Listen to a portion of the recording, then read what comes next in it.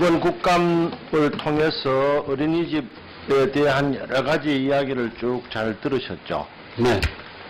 이 문제를 현명하게 처리하지 못하게 되면 참 나쁜 정부라는 혹평을 듣게 될 가능성이 굉장히 큽니다. 많은 돈을 들이면서도. 그렇습니다.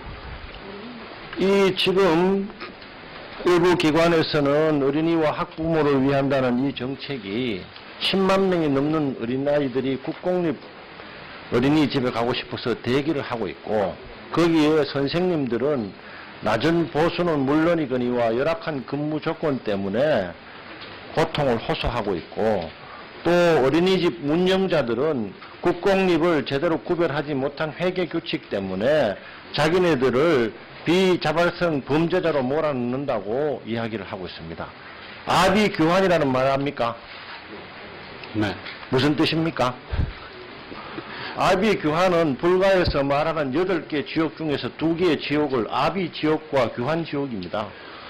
도대체 이 엄청난 세금을 들여가지고 진행을 시키고 있는 어린이집 제도가 이 지경이 된 데 대해서는 통탄을 금할 수가 없어요. 자, 근본 원인이 정치권에서 수요 공급 조절 기능을 제대로 계산도 안 하고 일시적인 수요 폭증 때문에 공급 대책이 미흡했죠. 네, 그렇습니다. 부족한 국공립 어린이집을 세금으로 갑자기 지을 수는 없는 일이고, 그렇게 되다 보니까 민간 어린이집이 1년에 2,300개씩 3년간 7,000개가 급증을 했죠. 네, 약 6,000개 정도. 보건복지부에서는 이러한 급격한 어린이집 증가가 어떤 문제를 가져올 건지 예견하고 있었죠. 예견을 못했습니까? 네, 어느 정도 그 시설로 이제 설림 현상이라든지, 그리고 앞으로의 그 수급 전망들에 대해서 어느 정도 저희들은, 네, 전망을 하고 있었습니다. 이 모든 문제의 핵심이 공급 과잉이죠. 일단은 공급 과잉에도 좀 한 원인이 있다고 생각을 합니다. 그러면 공급 과잉 외에 어떤 원인이 있습니까? 지금 저희들이 이제 그 무상 보육을 전면적으로 실시를 하면서 이제 그 수요자에 맞는 좀 맞춤형 그런 서비스 문제라든지, 그리고 그 어린이집에서 근무하시는 그 보육교사의 처우 문제라든지, 그리고 시설 전체적인 그 안전이나 급식 영양이나 이런 부분들의 시설 질 관리, 이런 부분들이 사실 그 무상보육의 그 양적 확대에 따라서 가지 못했던 그런 측면들이 좀 그러니까 많이 한마디로 있다고 말해서 봅니다. 준비가 안 된 상태에서 시행이 돼버린 거죠. 그렇지 않습니까? 준비가 덜 된 상태에서 오다가 떨어진 거나 똑같잖아요. 예를 들어서 차근차근 준비를 해서 향후 5년이나 10년간 어린이집 공급 계획을 만들고 시설 기준도 만들고 거기에 필요한 보육교사도 훈련을 시키고 그 보육교사 한 사람 한 사람에 따른 적정한 수가도 계산했다면 이 지경이 안 됐겠죠. 의원님 말씀의 상당 부분 맞는 말씀이고요. 근데 지금 이제 다시 그 보육 부분을 재설계해서 나가야 될 부분이라고 생각을 합니다. 복잡다단하고 낱마철에 얽힌 이 문제를 해결하는데 가장 중요한 게 뭐라고 생각합니까? 담당 과장으로서. 지금 그 공급자와 수요자 간의 상당한 그 상호 불신이나 이 신뢰 문제가 일단 얽혀져 있습니다. 저는 그렇게 생각 안 합니다. 두 가지 제안을 합니다. 이 문제를 해결하는 데서 가장 큰 걸림돌은 보건복지 공무원들이 이 분야를 바라보는 철학이에요. 여러분들은 이 어린이집 운영을 사회사업으로 바라보고 있습니다. 사회사업이라는 것은 오퍼튜니티 코스트, 기회비용을 계산 안 하는 거예요. 아까도 이윤이라는 말을 했죠. 네. 어린이집 운영자 입장에서 아주 좀 험한 말로 논 팔고 밥 팔아갖고 어린이집 운영할 사람 한 명도 없습니다. 그렇지 않습니까?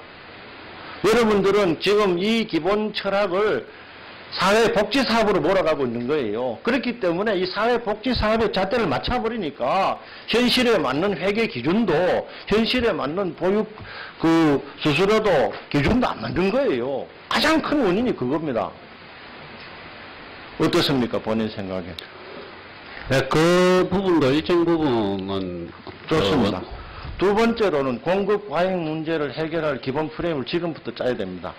우리나라 대학 교육이 15년 전에 무분별하게 대학 정원 늘어가지고 조금 있으면 대학 정원보다 고등학교 졸업생 수가 훨씬 적어지는 상태가 와요. 대학 구조 조정 들어가는 거 알고 계시죠? 네. 앞에서 말한 여러 가지 모든 원인의 핵심은 공급 과잉이고 이 문제를 해결하는 유일한 길은 보건복지부에서 이 사업을 바라보는 기본 철학을 바꿔야 됩니다. 기본 철학을 바꾸지 않고서는 제도가 나올 수가 없어요. 복지부에 요구합니다. 빠른 시일 내에 표준교육비 빨리 현실에 맞게 계산하고 둘째로 현실에 맞는 회계 처리 규칙을 만드십시오. 가능합니까? 네. 가급적 빨리 개선 조치. 두 번째로 이 공급 과잉 문제를 그대로 두게 되면 택시 문제하고 똑같아집니다. 항상 문제가 동일한 패턴으로 반복이 되고 있어요. 대학교도 마찬가지입니다. 15년 전에만 하더라도 대학을 막 엄청나게 증설을 해줘서 수많은 무리를 해가면서 똑같은 현상입니다. 문제는 얼마만큼 빨리 타이밍을 잡아가지고 대책을 수립하느냐 문제예요. 아비와 교환 지역을 안 만들려면은 기본 철학을 바꾸고 두 번째로 하루빨리 43,000개를 최소한도 8,000-9,000개는 공급 과잉이 돼요. 어린아이가 계속 늘어나지 않지 않습니까? 그렇죠? 네, 줄고 있습니다. 그렇습니다.